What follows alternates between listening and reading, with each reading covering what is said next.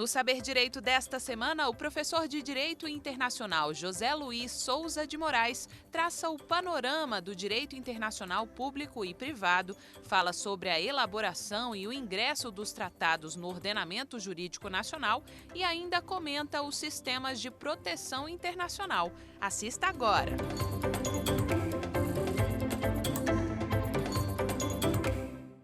Olá, sejam bem-vindos a mais uma aula do Saber Direito, de Direito Internacional comigo, o seu professor José Luiz Souza de Moraes. Você pode me achar nas redes sociais, pelo Instagram, @prof.jls.moraes. E lá você pode fazer perguntas, pode entrar em contato e eu vou tentar responder todas as suas dúvidas, sem dúvida nenhuma. Vamos ver agora a continuidade do direito internacional privado.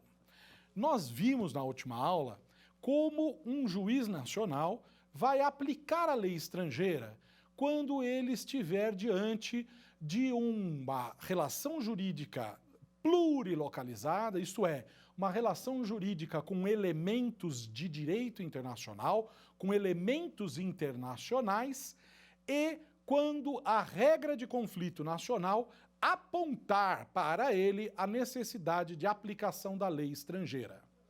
Nós vimos que o juiz brasileiro vai sim, nesses casos, aplicar a lei de outro país, como ela é aplicada no seu local de origem, só que pelo juiz nacional sentadinho aqui no Fórum Brasileiro. Nós vimos que há diversos passos que o juiz nacional vai ter que percorrer para saber qual é a lei aplicável àquela causa em concreto.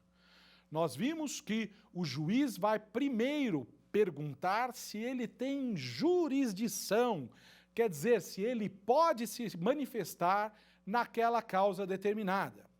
Vimos que o CPC de 2015 aponta nos artigos 21, 22 e 23 os limites da jurisdição nacional, as causas em que o juiz pode sim exercer uma parcela da soberania nacional denominada jurisdição.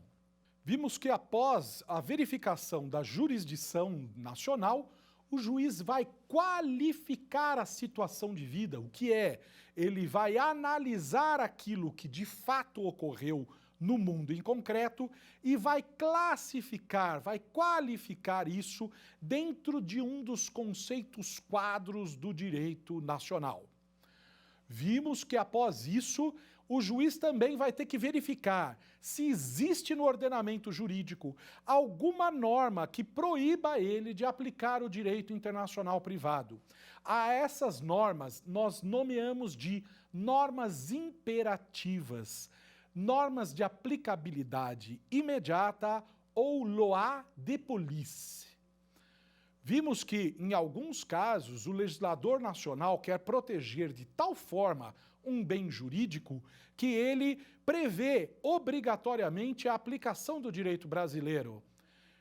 É o caso da adoção internacional, em que o ECA diz que sabe que a relação jurídica é de direito internacional privado, mas que somente admite a aplicação do ECA, do direito nacional. Vimos que após isso, nós temos algumas outras fases em que o juiz vai verificar qual é a regra de conflito aplicável, vai preencher o elemento de conexão que esta norma prevê.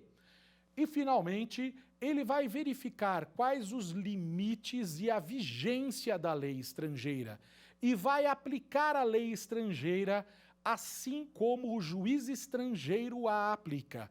Só que fará isso no processo aqui no Brasil, na jurisdição nacional. Vimos que essa aplicação da lei estrangeira, ela não fere a soberania nacional, porque ela é baseada num entendimento que foi trazido a nós, graças a Savigny, da igualdade entre as normas jurídicas estrangeiras e as nacionais. Vimos mais. Vimos que, apesar de haver a indicação da lei estrangeira será que sempre ela será aplicável? É isso que nós vamos ver agora. Veremos que, apesar de a lei determinar a aplicação do direito estrangeiro, haverá vezes em que esse direito não será aplicado aqui no Brasil. Nós vamos ver que há causas que afastam a aplicação da lei estrangeira, mesmo que ela tenha sido indicada numa regra de conflito do direito internacional privado. É isso que nós vamos passar a ver agora. Nós vamos analisar algumas causas em que, apesar de a lei estrangeira ser apontada pelas normas de conflito, ela não será aplicada aqui no Brasil, por uma incompatibilidade com o nosso direito. É disso que se trata a ordem pública do direito internacional privado. Antes de tudo, nós temos que entender o seguinte: ordem pública é um conceito jurídico indeterminado, é um conceito jurídico muito amplo, que se refere a diversas disciplinas. Por exemplo, até mesmo nós encontramos a ordem pública no direito penal, no direito processual penal.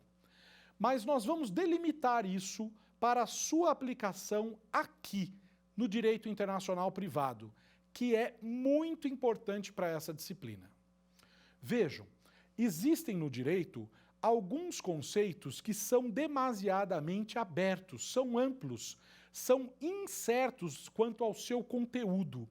É isso que dá para esses princípios a possibilidade ampla da sua atuação e a sua grande validade, entre aspas, durante muito tempo. Os conceitos jurídicos indeterminados, eles são preenchidos no caso em concreto, sendo muito difícil do aplicador ter qualquer parâmetro anterior dos seus limites e da sua extensão. Isso ocorre também na ordem pública. Vejam, ordem pública tem que ser encarada de uma forma muito ampla como um antínimo, quer dizer, algo que é contrário à desordem pública. Vejam, quando a gente fala de ordem pública de uma forma muito ampla, nós temos que compreender que o nosso legislador regula algumas matérias querendo evitar a desordem, o caos, a instabilidade social. É por esse motivo que nós prevemos a ordem pública no direito penal, do direito processual penal, mas também nós prevemos a ordem pública em algumas normas que têm como finalidade a proteção especial de um grupo determinado de pessoas. Nós podemos chamar como de ordem pública algumas normas em que o legislador afasta das partes a possibilidade de exercício da sua autonomia da vontade de forma ampla. Isso ocorre em alguns casos em que o direito quer proteger especialmente algumas partes. Nós vemos a presença de normas de ordem pública, por exemplo, nas relações do direito do consumidor. Nós vemos essas relações de ordem pública nas relações trabalhistas, por exemplo, em que não importa a autonomia da vontade das partes, prevalecendo a vontade da lei. Chamamos normas de ordem pública, por exemplo, aquelas que declaram como abusivas algumas cláusulas contratuais, ou simplesmente inaplicáveis as regras do direito do trabalho que retirem do trabalhador determinados direitos. Então não importa, por exemplo, que uma parte faça um contrato com outra, abrindo mão de férias, 13º ou direitos trabalhistas. Estas cláusulas seriam tidas como não escritas pelo direito, porque essas cláusulas são normas de ordem pública, devendo prevalecer aquilo que a lei manda ao invés daquilo que as partes pactuam. Você percebeu que a ordem pública é um princípio geral do direito Perceba que a ordem pública, ela se aplica em diversas searas jurídicas. Falamos do direito penal, por exemplo, quando falamos da prisão preventiva, que pode ser decretada, fundamentada na manutenção da ordem pública. Falamos do direito civil, quando normas impedem que nós pactuemos de forma distintas daquelas previstas na lei, com a finalidade de proteger uma parte, o consumidor, o trabalhador e assim por diante.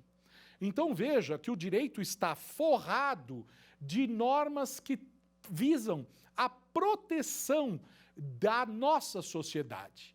E a mesma coisa ocorre também de forma especial no direito internacional, impedindo a aplicação do direito estrangeiro ou, ainda mais gravemente, impedindo o reconhecimento de um direito ou de um ato jurídico ocorrido no exterior. No direito internacional privado, há um artigo específico, o artigo 17 da nossa famosa LINDB, da Lei de Introdução às Normas do Direito Brasileiro. Nesse artigo 17, o legislador aponta que haverá casos que, por trazerem uma instabilidade social, por ameaçarem a nossa sociedade ou por ameaçarem a nossa soberania, que o juiz não vai aplicar a lei estrangeira, assim como ele não vai reconhecer uma sentença judicial estrangeira ou um ato jurídico ocorrido no exterior. Quando eu falo em ato jurídico, pode ser inclusive um contrato, um casamento ou algo do gênero. Então vejam, o artigo 17 da Lei de Introdução às Normas do Direito Brasileiro aponta para aquilo que a gente chama de ordem pública do direito internacional privado. Vejam, mas como eu falei para você, ordem pública é um conceito jurídico aberto, indeterminado. E nós não conseguimos saber de antemão o que preenche essa ordem pública. Nós não sabemos de antemão o que vai ferir ou não a nossa sociedade. E que, dessa forma, vai gerar com que o juiz nacional não reconheça a aplicação do direito estrangeiro, repelindo essa aplicação. Na última aula, que nós falamos sobre os elementos gerais do direito internacional privado, e chegamos a esses 6 passos de aplicação do direito internacional privado, eu dei 2 exemplos para vocês. Nós levamos a nossa última aula naquele exemplo em que um casal de brasileiros se casa lá em Las Vegas e depois se muda para cá ou volta para o Brasil. Vimos que a consequência jurídica daquele casamento é que o nosso juiz aqui brasileiro aplicou a lei de Las Vegas, aplicou a lei do estado americano de Nevada, reconhecendo a validade jurídica daquele casamento. Mas no final da última aula, eu provoquei vocês e disse o seguinte: será que haverá o mesmo resultado se, ao invés de esse casal ter se casado em Las Vegas, um homem se casasse com 2 mulheres na Jordânia? E disse que agora nós íamos responder isso. E a resposta é negativa. Aqui no Brasil, de forma quase certa, eu respondo para você que o juiz brasileiro não poderia reconhecer esse duplo casamento ocorrido na Jordânia. Mas vejam só, todos aqueles passos que o juiz utilizou para ter o resultado da aplicação da lei estrangeira são idênticos em ambos os casos. Isto é, tanto naquele caso de Las Vegas como no caso da Jordânia, o juiz teria que percorrer os mesmos passos. E na mesma forma, em ambos os exemplos, a lei estrangeira seria a lei aplicável, porque o juiz aplicaria o artigo 7º, parágrafo 1º da Lei de Introdução às Normas do Direito Brasileiro. Em ambos os casos, o nosso direito internacional privado, as nossas regras de conflito de leis no espaço indicariam: juiz, aplique a lei estrangeira. E por que motivo ele vai aplicar a lei do estado de Nevada e não vai aplicar a lei da Jordânia sobre o casamento bígamo? Porque no segundo exemplo, aquela lei que permite a bigamia, ela vai ferir o nosso ordenamento jurídico. Em outras palavras, a bigamia fere a nossa ordem pública. Por que motivo? Vejam só, a ordem pública não é absolutamente moral. Ela não é um juízo de moralidade do juiz. Não pode ser assim. A ordem pública é um valor jurídico e, como tal, ela tem que buscar no nosso ordenamento jurídico os seus parâmetros. O tema é muito difícil, não tenha dúvida. Para que vocês tenham ideia, foi o meu tema de doutorado em Direito Internacional Privado, o tema da ordem pública internacional. E é um dos assuntos mais estudados nesta disciplina. Justamente pela quase impossibilidade de a gente delimitar todos os limites e características do que é o ferimento ou não à ordem pública nacional. Mas eu aponto para vocês que há alguns parâmetros do direito, há parâmetros jurídicos que vão nos indicar alguns limites à ordem pública internacional. Esses parâmetros não são totalmente seguros, porque a ordem pública, como eu disse para vocês, é um tema jurídico aberto, é um princípio jurídico indeterminado. Mas vamos lá. Há alguns parâmetros que possibilitam que o juiz, juridicamente, reconheça ou não o ferimento à ordem pública nacional. O primeiro parâmetro que o juiz tem que se deparar é se a lei estrangeira fere de forma grave a nossa Constituição. Vejam, aqui no Brasil, a norma jurídica constitucional está no ápice do ordenamento jurídico, ocupando aqui o cume da pirâmide keyesiana, quer dizer, ela é a norma mais importante do nosso ordenamento jurídico. Disso decorre o princípio da supremacia da norma constitucional. Veja bem, não é possível que eu aplique uma lei nacional que seja incompatível com a nossa Constituição. É para isso que serve o chamado controle de constitucionalidade. É isso que faz, em última análise, o Supremo Tribunal Federal, principalmente no controle concentrado de constitucionalidade. Afinal de contas, o Supremo é o guardião da nossa Constituição. Vejam só, esse controle de constitucionalidade da lei nacional impede que ela seja aplicada quando ela não for harmônica com a nossa Constituição. A mesma coisa acontece com a lei estrangeira, mas nunca, jamais, da forma concentrada ou em abstrato, que é a forma que o Supremo Tribunal faz quando julga ações diretas de inconstitucionalidade. O juiz, num controle, no caso inconcreto, naquele caso em que ele está julgando aquela relação jurídica, o juiz vai ter que verificar se a lei estrangeira é compatível com a nossa norma constitucional. Mas vejam só, não é com qualquer artigo da nossa Constituição.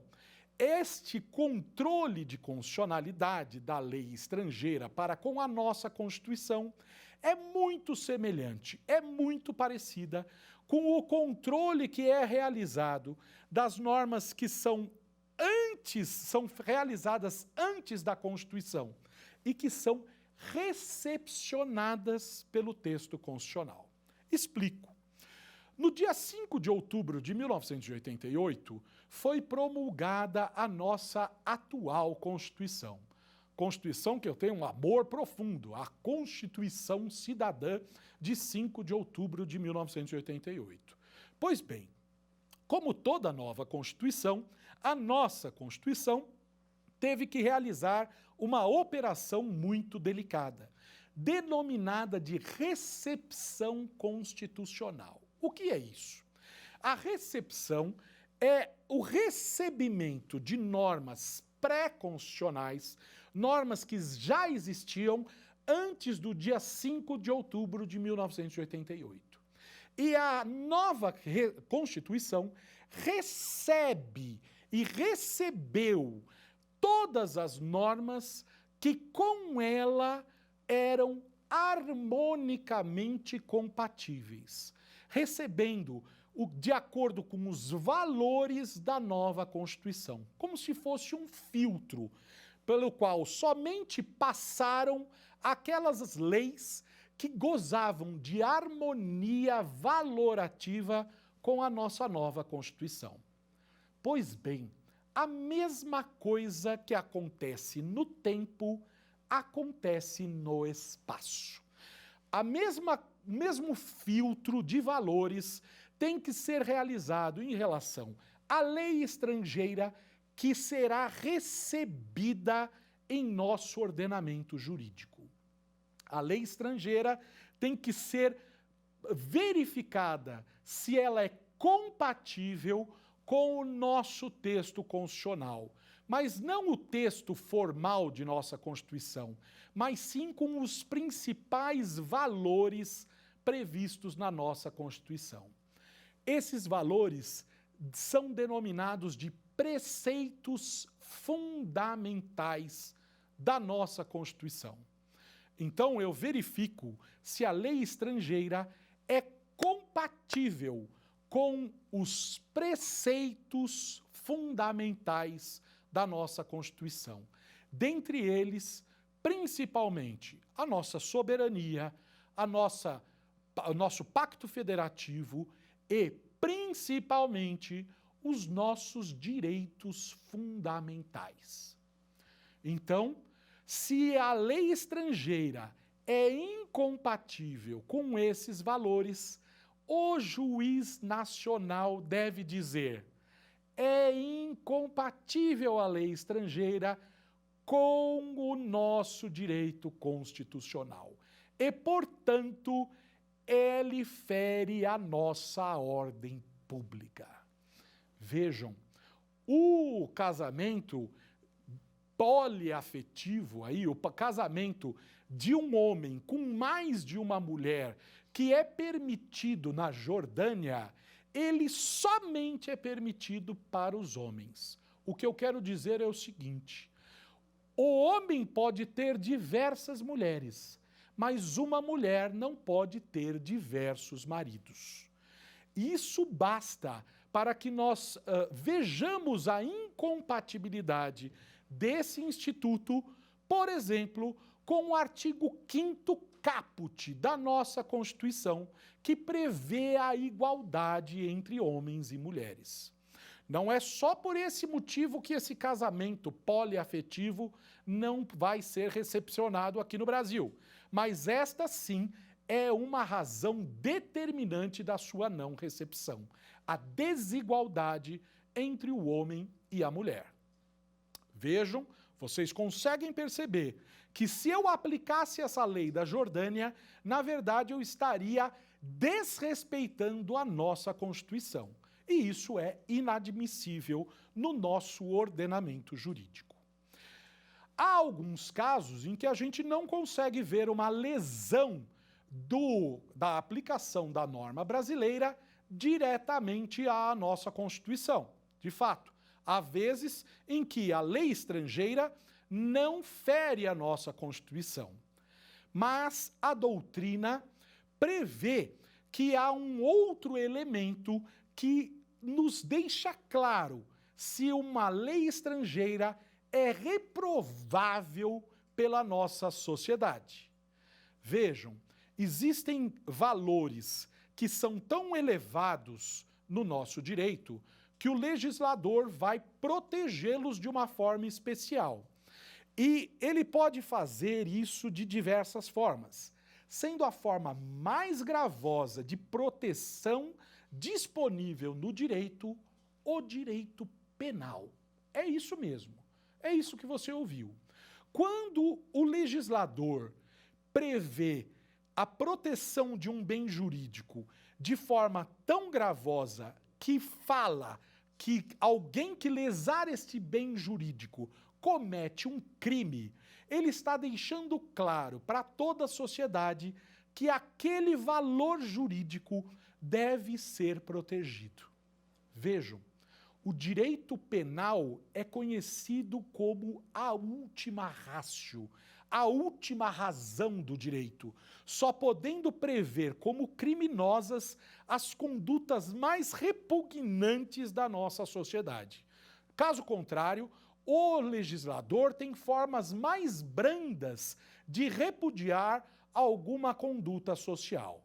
Então, repito, somente aquelas condutas mais graves que ocorrem na nossa sociedade podem ser previstas como crime pelo nosso legislador. E quando ele faz isso, ele deixa muito claro que esse valor é muito elevado na nossa sociedade. Vejam bem, é isso que ocorre com a bigamia. A bigamia ainda é crime no Brasil, certo? Por mais que a nossa sociedade tenha evoluído ou se modificado, aceitando uma série de novas relações familiares, o nosso legislador ainda prevê como criminosa a conduta de uma pessoa se casar novamente. Isso pode ser alterado? Sim. O legislador, ele sempre está submetido às nossas alterações sociais, deixando de prever como criminosas diversas condutas que no passado eram algo repugnante e que hoje são algo normal. Vejam, mas isso não ocorreu ainda com a bigamia.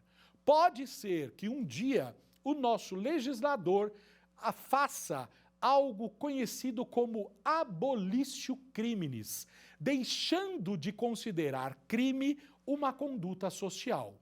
Mas ele ainda não fez isso, sendo a bigamia ainda considerada crime no Brasil. Dessa maneira, é claro e deve ser levado em consideração pelo aplicador do direito que a bigamia fere valores da nossa sociedade, não sendo possível, assim, admitir a aplicação do direito estrangeiro que preveja esta forma de união. E eu faço isso sem juízo de valor, ok? Eu estou fazendo isso porque o nosso legislador prevê uma consequência muito grave para esta conduta da sociedade. A bigamia é crime. Diante disso, o juiz pode dizer com absoluta tranquilidade que a bigamia ainda fere a ordem jurídica nacional, sendo inadmissível a aplicação de lei estrangeira que preveja esta forma de união. Mas, como eu disse, a ordem pública, ela é viva e ela é modificada de acordo com a modificação dos valores da nossa sociedade. O que era um grave ferimento à ordem pública no passado já pode não ser o ferimento à ordem pública no presente. e lhe dou um grande exemplo do direito nacional. O Supremo Tribunal Federal decidiu, num julgamento histórico, num julgamento paradigmático, que as uniões homoafetivas, as uniões entre pessoas do mesmo sexo, são, sim, constitucionais, sendo hoje, graças a uma decisão do Supremo Tribunal Federal, possível a união estável entre homens e homens, entre mulheres e mulheres, assim como já eram entre homens e mulheres. Sendo essa decisão ampliada pelo CNJ para que casamentos entre pessoas do mesmo sexo, ou melhor, os casamentos homoafetivos, fossem reconhecidos no Brasil. Essa realidade não era igual há 20 anos atrás. Certamente, um casal homoafetivo que pretendesse ter o seu casamento reconhecido pelo direito nacional encontraria um grande não de um juiz nacional. E esse não se daria exatamente pela aplicação da ordem pública do direito internacional brasileiro. Vejam que o que acontecia há 2 décadas não acontece hoje.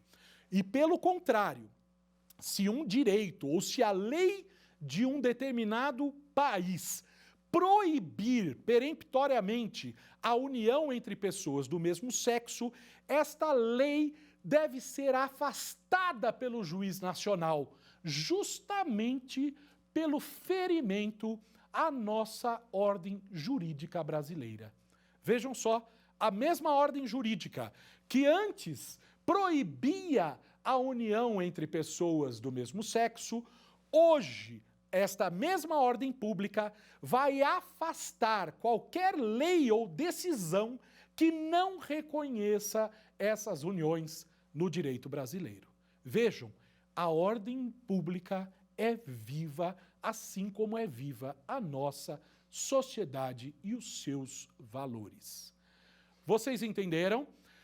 Haverá a exceção da ordem pública, isto é, haverá a não aplicação do direito estrangeiro sempre que houver uma lesão, ou uma ameaça a valores da nossa sociedade. Valores esses não de cunho moral, porque a minha moral é a diferente da moral do outro, mas sim a valores jurídicos previstos na nossa Constituição e refletidos também no nosso direito penal. Vejam que o controle de constitucionalidade da lei estrangeira, aqui no Brasil, ele é realizado no momento em que o juiz se depara com a análise da ordem pública nacional. O que quer dizer o seguinte, que para a aplicação da ordem pública, o juiz deve seguir todos aqueles passos que nós vimos na última aula. Ele deve verificar todos aqueles passos, aplicar todo o método conflitual para só daí, com a ciência de qual é o conteúdo da lei estrangeira, ver se ele é compatível ou não com os nossos valores sociais. O que eu quero dizer é o seguinte, o juiz não pode, assim que se depara com uma relação jurídica de direito internacional privado, dizer, não aplico a lei estrangeira, porque ela fere a minha ordem pública. Isso é chute, isso é utilização irregular e ilegal do Instituto da Ordem Pública previsto no artigo 17 da LINDB. O juiz precisa saber qual é a lei competente e qual é o conteúdo dessa lei, para daí saber se essa lei é compatível ou não com os nossos valores sociais do foro. Então, não pode o juiz, de antemão, deixar de aplicar o direito internacional privado, porque ele dá trabalho. Vocês viram que uma relação jurídica corriqueira como o casamento, num caso de uma relação jurídica de direito internacional privado, vai tornar o processo judicial algo extremamente mais complexo. E isso leva, muitas vezes, ao juiz mal aplicar o direito internacional ou a ele dizer que impera uma exceção da ordem pública onde, de fato, não há. Vamos ver a diferença da ordem pública para algo que a gente viu também na nossa última aula, que são aquelas normas imperativas. Vocês se recordam? Nos dois casos, tanto na ordem pública quanto naquelas leis imperativas, o que o legislador deseja é a proteção da sociedade, é a proteção de valores muito elevados, muito caros, muito preciosos para a nossa sociedade. Mas nas leis imperativas, de antemão, no caso em abstrato, o legislador já disse para o juiz: juiz, não aplique o direito internacional privado, aplique a lei nacional. Lembram-se disso? Que é justamente o que ocorre na adoção internacional, em que o ECA sabe que é uma relação de direito internacional privado e diz, de antemão, nesses casos, nem vai ver qual é o direito aplicável, porque eu exijo que o direito aplicável seja o nacional. Por isso, normas imperativas. Na ordem pública, isso não ocorre. Na ordem pública, o juiz tem que transpassar toda aquela operação, chamada de método conflitual, para, ao ver o conteúdo da lei estrangeira, fazer a comparação dela com os valores aqui da nossa sociedade. São muito próximas, mas elas ocorrem em momentos diferentes do processo do método conflitual. Mas, tanto uma como a outra têm a finalidade, ou como consequência, a não aplicação da lei estrangeira. Tudo bem? Compreenderam? Essa, portanto, é a primeira forma, a primeira causa de não aplicação da lei estrangeira. As leis imperativas, que nós já vimos na última aula, e a ordem pública do direito internacional privado, que nós vimos agora.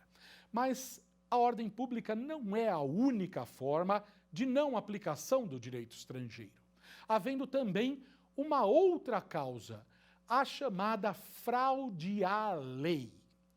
Na fraude à lei, o sujeito altera um elemento de conexão de forma proposital e dolosa, quer dizer, visando algo que é vedado, que é proibido na lei. Vejam, o agente, o fraudador, ele altera um elemento de conexão da relação jurídica, com a finalidade de fraudar a lei, para tentar escapar de uma proibição da lei nacional ou conseguir uma vantagem indevida perante um direito estrangeiro. Vejam, é comum isso. Eu altero, por exemplo, a minha nacionalidade. É famoso o caso de um ator francês, que tem nome francês, mora na França, tem um monte de coisa que dá na cara que ele é francês, mas que ele mudou a nacionalidade dele para a nacionalidade russa, com a finalidade de pagar menos impostos na França. Veja, ele alterou um elemento de conexão nacionalidade, com a finalidade de pagar menos impostos. A França disse, meu querido, isso é fraude e eu não vou reconhecer a eficácia dessa alteração de nacionalidade. Entenda, a qualquer um é permitido mudar de nacionalidade, adquirindo uma nova nacionalidade, por N motivos, mas eu não posso fazer isso com a finalidade de lesar ou de não aplicar uma determinada lei de um determinado estado. Eu posso também alterar o elemento de conexão praticando um ato jurídico em um outro lugar. Vamos supor que um determinado contrato aqui no Brasil seja vetado ou proibido aqui por lei, mas eu mudo o local da celebração desse contrato para um local no estrangeiro, faço isso e depois volto para cá. Vejam, o fraudador, ele altera um elemento de conexão de forma proposital, querendo fugir da proibição da lei nacional e assim adotando de forma fraudulenta uma nova lei de regência daquela relação jurídica.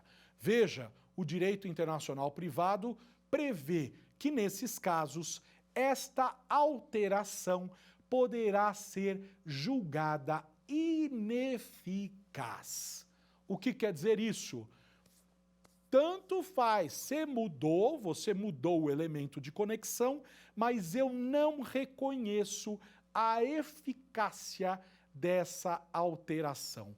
O direito fala, você mudou, pode valer lá para fora, mas para mim aqui dentro não vale nada. O problema da fraude à lei é que vocês já podem ter percebido.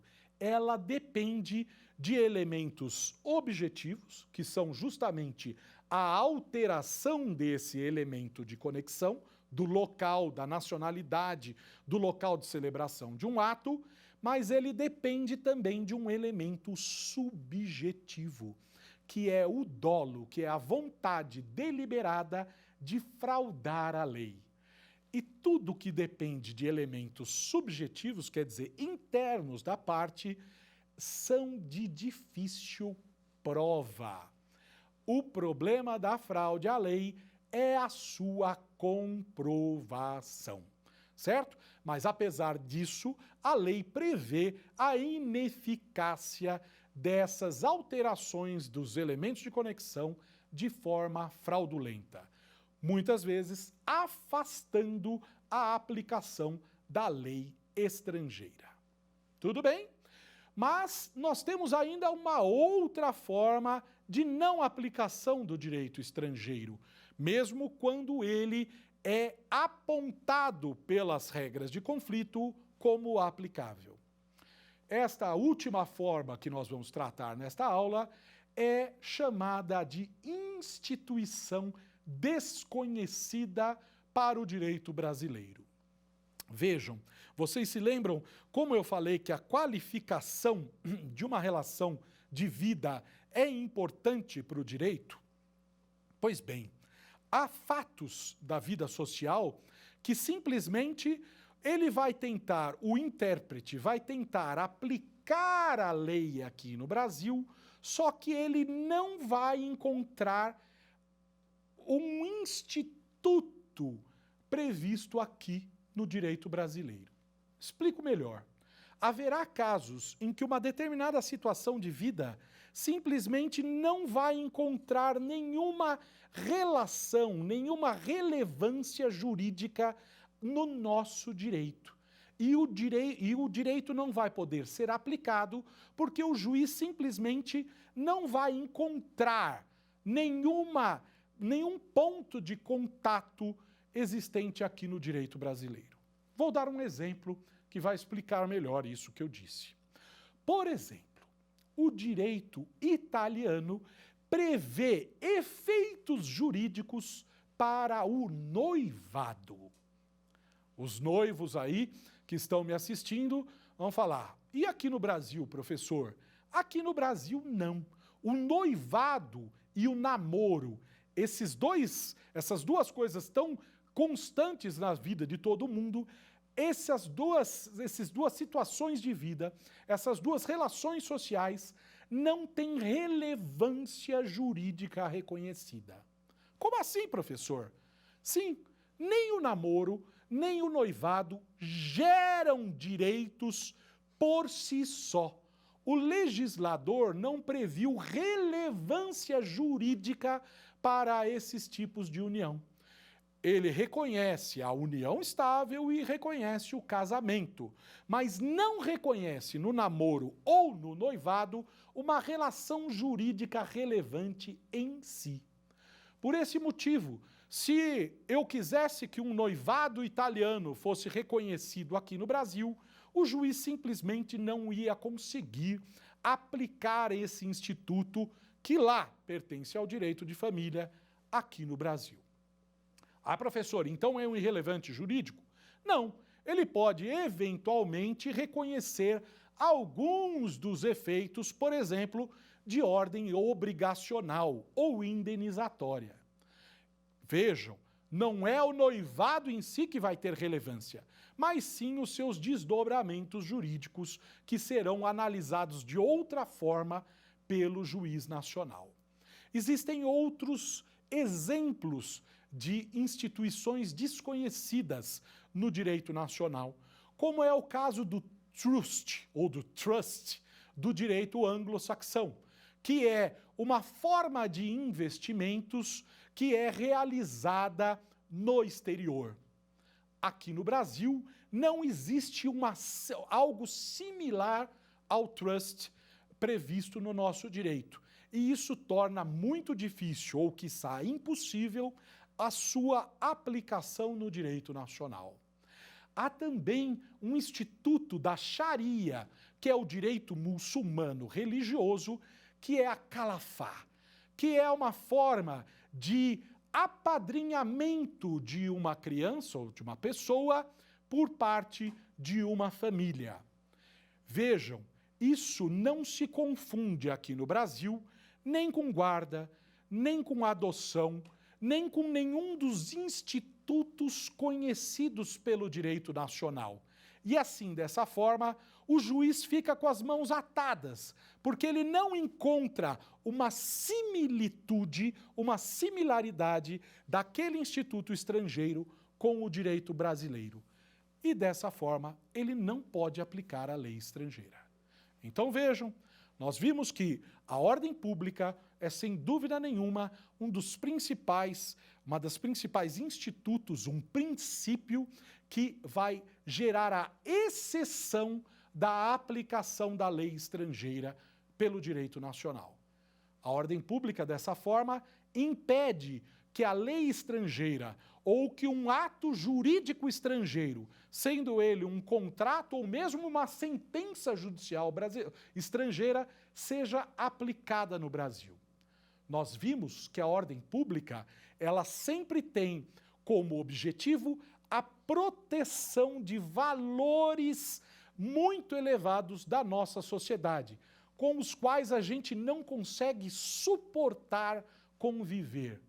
Será na ordem pública que o aplicador do direito internacional privado vai verificar se a lei estrangeira é compatível com valores da nossa Constituição, sendo na ordem pública que deve ser feita o controle de constitucionalidade da lei estrangeira. Vimos que esse controle de constitucionalidade da lei estrangeira é muito similar ao controle de recepção constitucional, sendo paradigma de controle dessa recepção apenas os preceitos fundamentais previstos na nossa Constituição, sendo o principal deles o ferimento a direitos fundamentais previstos na nossa Constituição. A incompatibilidade da lei estrangeira com esses preceitos fundamentais vai tornar possível que o juiz afaste a aplicação do direito estrangeiro, aplicando dessa forma o direito nacional. Vimos também que o direito penal traz parâmetros seguros de quando há ferimento a valores muito preciosos da nossa sociedade. Sendo o direito penal a última ratio, ele deve somente proteger valores elevados da nossa sociedade. Assim, quando há a tipificação de uma determinada relação social pelo direito penal, indica para o juiz que ele não deve aplicar o direito estrangeiro que ferir os mesmos valores, como é o caso da bigamia. Vimos que a fraude deve ser verificada no caso em concreto, o que é muito difícil para que seja comprovado o dolo do agente fraudador. E por último, nós vimos que há institutos do direito estrangeiro que não encontram similaridade no direito nacional e que assim tornam difícil ou até mesmo impossível a sua aplicação no direito brasileiro. Vamos ver o que vocês aprenderam da nossa aula. Vamos ao quiz. Sobre a ordem pública no direito internacional privado, pode-se afirmar que a. Não impede a aplicação da lei estrangeira indicada como a competente. B. É absolutamente discricionária, podendo o juiz reconhecê-la sem a análise do método conflitual, provas e circunstâncias. C. A ordem pública pode ser invocada para que o juiz não tenha o trabalho de verificar a competência da lei estrangeira. E D. A ordem pública deve ser aplicada para a proteção de valores jurídicos da sociedade do foro, sendo uma exceção a aplicação da lei estrangeira competente. E a resposta é D. A ordem pública, ela serve para proteger valores jurídicos da nossa sociedade. E assim, de forma excepcional, ela vai afastar a aplicação da lei estrangeira competente. Vamos à próxima. Sobre fraude à lei, podemos afirmar corretamente que a. Não depende de prova para sua verificação. B. Basta a alteração proposital do elemento de conexão para que ocorra a fraude. C. Deve haver a alteração dolosa do elemento de conexão, com a finalidade de obter vantagem indevida ou de se furtar de proibição legal. Ou D. Somente é necessário que haja o elemento subjetivo, sendo desnecessária a alteração proposital do elemento de conexão. E a resposta é C. Para a fraude, é necessário o elemento objetivo, que é a alteração do elemento de conexão, mas também é necessário o elemento subjetivo, o dolo de fraudar a lei.